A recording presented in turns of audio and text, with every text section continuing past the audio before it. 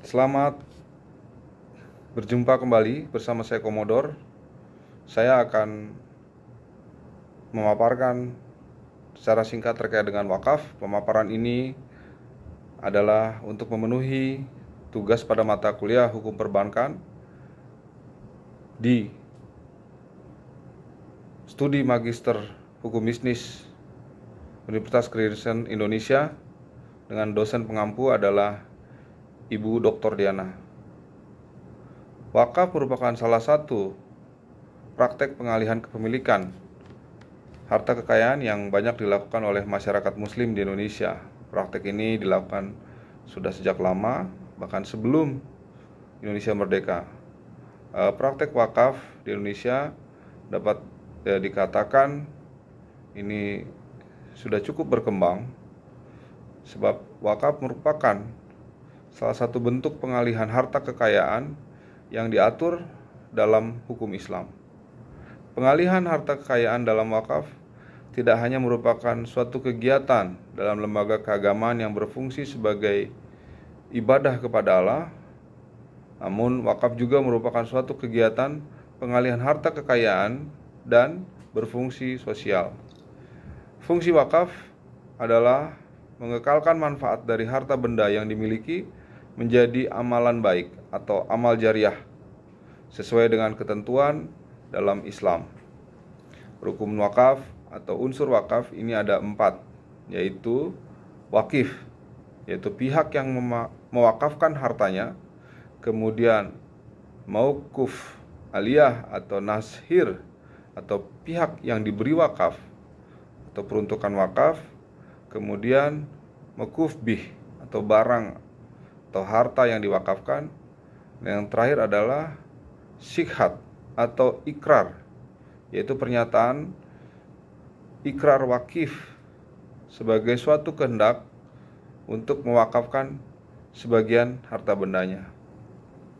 Wakaf diatur di dalam Undang-Undang Nomor 41 Tahun 2004 tentang wakaf. Pembentukan Undang-Undang Nomor 41 Tahun 2004 ini dimaksudkan untuk memenuhi kebutuhan hukum dalam rangka pembinaan hukum nasional.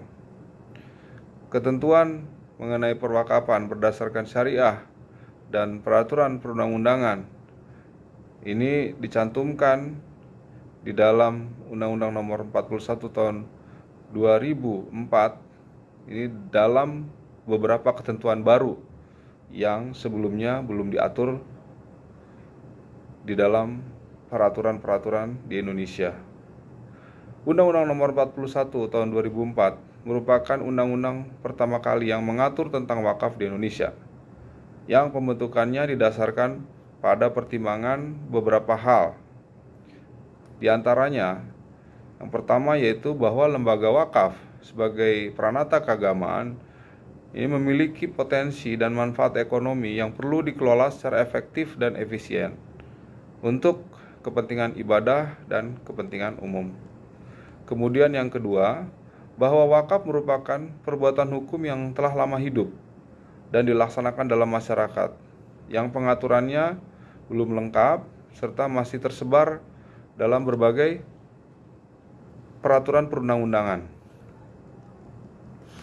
Undang-Undang Nomor 41 Tahun 2004 ini memuat beberapa ketentuan.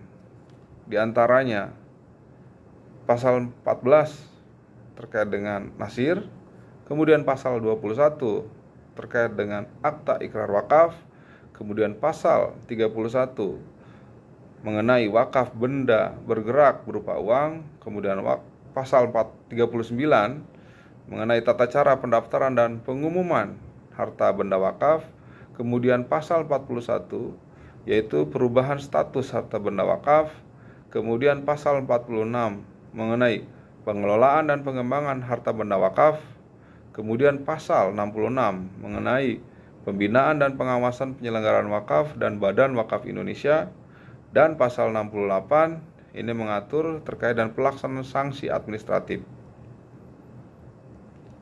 Keseluruhan peraturan pelaksanaan tersebut diintegrasikan ke dalam satu peraturan pemerintah sebagai pelaksanaan dari Undang-Undang Nomor 41 Tahun 2004, yaitu di dalam Peraturan Pemerintah Nomor 42 Tahun 2006. Hal ini dimaksudkan untuk menyederhanakan pengaturan yang mudah dipahami masyarakat, mudah dipahami organisasi, badan hukum, dan semua yang terlibat. Sekaligus juga untuk menghindari berbagai kemungkinan perbedaan penafsiran terhadap ketentuan yang berlaku.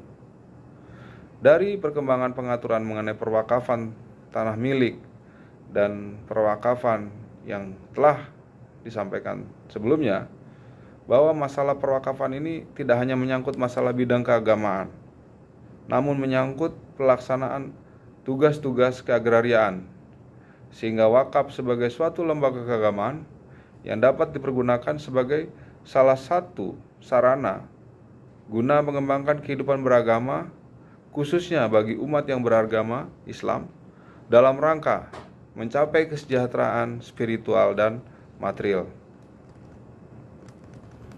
Dalam Undang-Undang Nomor 41 Tahun 2004 ditetapkan bahwa pihak yang menerima harta benda wakaf dari wakif untuk dikelola dan dikembangkan sesuai dengan peruntukannya dinamakan dengan nashir atau nadir, yang merupakan salah satu unsur atau rukun dari wakaf.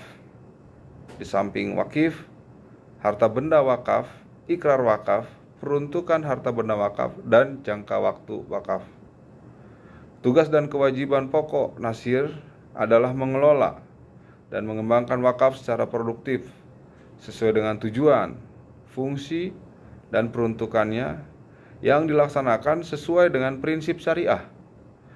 Pengelolaan dan pengembangan benda wakaf secara produktif dimaksud dilakukan antara lain dengan cara pengumpulan, investasi, penanaman modal, produksi, kemitraan, perdagangan, agrobisnis, pertambangan, perindustrian, pengembangan teknologi, pembangunan gedung, pembangunan apartemen, pembangunan rumah susun, pembangunan pasar swalayan, pembuatan pertokoan perkantoran, serta pendidikan atau sarana kesehatan dan usaha-usaha yang mana semuanya tidak bertentangan dengan syariah. Di Indonesia, ketentuan-ketentuan mengenai substansi wakaf sebagaimana yang terdapat dalam fikih wakaf telah dirumuskan dalam sejumlah peraturan perundangan yang berlaku, di samping mengatur pula tentang ketentuan prosedural dari wakaf. Pengaturan wakaf dalam Undang-Undang Wakaf tidak hanya mengatur mengenai wakaf tanah saja, melainkan juga wakaf uang, saham, dan lain sebagainya. Pelaksanaan dari Undang-Undang Wakaf diatur lebih lanjut dalam Peraturan Pemerintah Nomor 42 Tahun 2006 tentang pelaksanaan Undang-Undang Nomor 41 Tahun 2004 tentang wakaf, yang kemudian terdapat pasal-pasal yang dirubah melalui Peraturan Pemerintah Nomor 25 Tahun 2018 tentang perubahan atas Peraturan Pemerintah Nomor 42 Tahun 2006. Pengaturan wakaf dapat dilihat dalam pasal 9 sampai dengan pasal 13 Peraturan Pemerintah Nomor 28 Tahun 1977 dan pasal 16 sampai dengan pasal 18 Peraturan Pemerintah Nomor 42 Tahun 2006 junto Peraturan Pemerintah Nomor 25 Tahun 2018. Pada pasal 9 Peraturan Pemerintah Nomor 28 Tahun 1977 ini diatur mengenai tata cara pendaftaran tanah hak milik. Dinyatakan bahwa pihak yang hendak mewakafkan tanahnya ini diharuskan datang di hadapan pejabat pembuat ikrar wakaf untuk melaksanakan ikrar wakafnya. Kemudian, pejabat pembuat akta ikrar wakaf sebagaimana yang dimaksud dalam ayat 1 tadi, ini diangkat dan diberhentikan oleh Menteri Agama. Kemudian isi dan bentuk ikrar wakaf ini ditetapkan oleh Menteri Agama. Kemudian pelaksanaan ikrar, demikian pula pembuatan ikrar wakaf, akta ikrar wakaf ini dianggap sah jika dihadiri dan disaksikan sekurang-kurangnya 2 orang saksi. Kemudian dalam pelaksanaan ikrar sebagaimana dimaksudkan dalam ayat 1, pihak yang mewakafkan tanah diharuskan membawa serta dan menyerahkan kepada pejabat dalam ayat 2 surat-surat sebagai berikut. Yang pertama, sertifikat hak milik atau tanda bukti kepemilikan tanah lain. Kemudian, surat keterangan dari kepala desa yang diperkuat oleh kepala kecamatan setempat yang menerangkan kebenaran kepemilikan tanah dan tidak tersangkut suatu sengketa. Yang ketiga, surat keterangan pendaftaran tanah.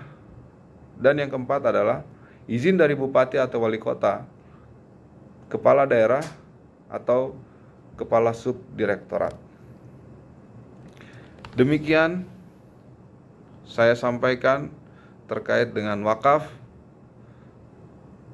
Semoga apa yang disampaikan ini bermanfaat bagi ilmu pengetahuan dan bagi kita semua, dan menunjang aktivitas bisnis, aktivitas kita sehari-hari.